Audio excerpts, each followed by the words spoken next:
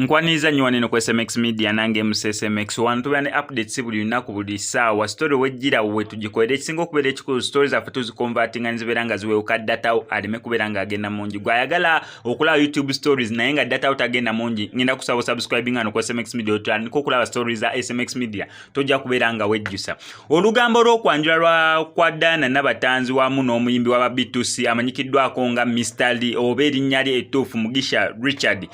kutandisa okubeera nga abantu obukakamu buggwawo ate mukimanyi bulungi wanene mu ggwanga erya Uganda nti abangi bwe basonga ekizimba we kyabikira abantu abamu bamanyi n'okugamba muni asimanya ku social media okwo kuliko omuzimu ogubika kasa kutandika okusonga mu gundi yafudde ne batandika okubikaabika wadde ovuddeyo n'ogamba mu bannange sinafa eventually ogendula nga omuntu ate afudde kati n'ekizimba kituuse okubeera nga kyabika ekisinga okubeera ekikulu abamu date bulijjo nno story sigikolanga ya Dana Nabatanzi okubeera nga ayanjula Mr. Lee olw'ensonga nze nga SMX date gye nabadde nsuubira okusinza ku information gye nfuna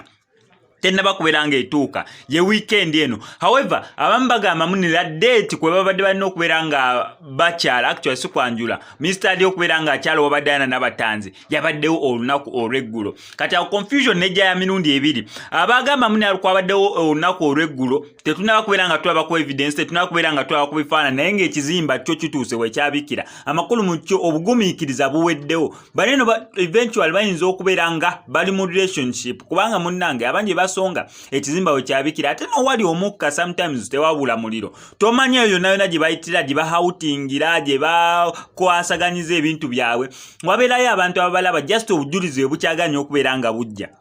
omuntu okukola okwanjula nga kuli ne kubulako ekifaananyi wadde ekifuluma muganda wange nno naawe obeera okoze omulimu gw'amaanyi nnyo nnyini ddala nawulirako ko olugamba mbu palaso yakola yawasa actually bakola embaga bagenda mu mateeka naafu waliwo omukyala gwe yali ali mu kubeera nga awasa ne babagatta naye babagattira mu by'amateeka kooti ze zabagatta nga onoga nsimanya ku district eyo gye babagattira naye ku mbaga ya palaso muguno eno gwennyini omwaka twabulawo evidence eraga mbu palaso yawasizo bayakoze twabiwulira mu lugambo mbumbu nera story esatawana nakutawana kubeera nga njikola kubanga wane ku SMX Media njega nnyo kola story nga waliwo ne evidence eraga ekintu kyendi mu kubeera nga njogera kusagala nnyo bya mbumbu kati Dana Nabatanzi ngenda kusaba subscribing kubanga nze date gye nsuubira gye baŋŋamba eri over this weekend eno gye tusuubira okulabako okwanjula kwa okukyala kwa Mr. Lee owa Dana Nabatanzi however abamu bagamba okukyala okwo kwawedde abagamba mbu kwawedde tunabeera nga tufuna evidence kati ffe katubeere n'essuubi abasuubira mu yako eno weekend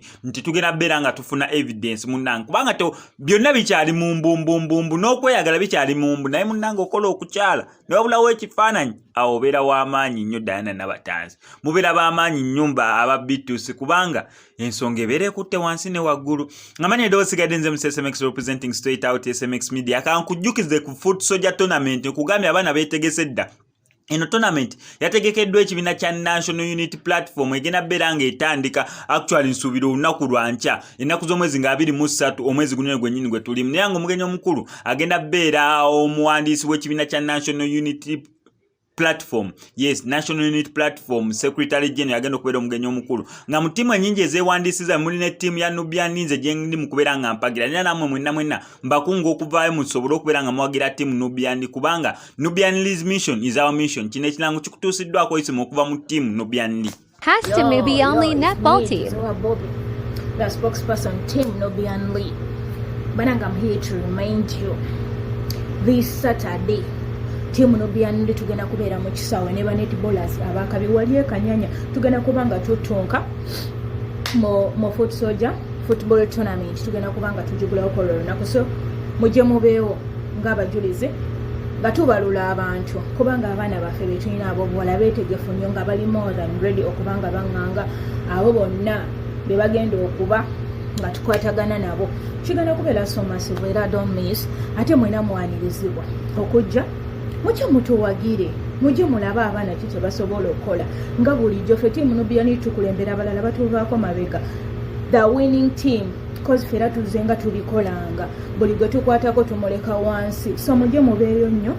mubenga abajulizi kubanga eno tournament embuzi yo yaffe abawala ate temwerabiranga ennaku z'omwezi 3 tulinayo omupiira gw'abaana abalenzi abaana baffe abatiimu Nubian lwe bagenda okusamba muganda wange miss at your own risk. Eno timu no byanli ya byafaayo. So bw'osubwa tewejjusa. Ngenda kubeerayo nga mbalindiridde mwena mujje mutuwagire mujje n'evuvuzera mujje n'amasefuliya buli omu ajje n'ekivuga mujje n'eŋŋoma kubanga kino ekintu tekibangawo timu no byanli tevangayo okwetaba mu mpaka z'aba foot soldiers. Eno ye first time afate nga tugenda kikola kubanga ekikopo tukireeta okitegeera mullo so mubeeyo miss at your own race. Come signing out.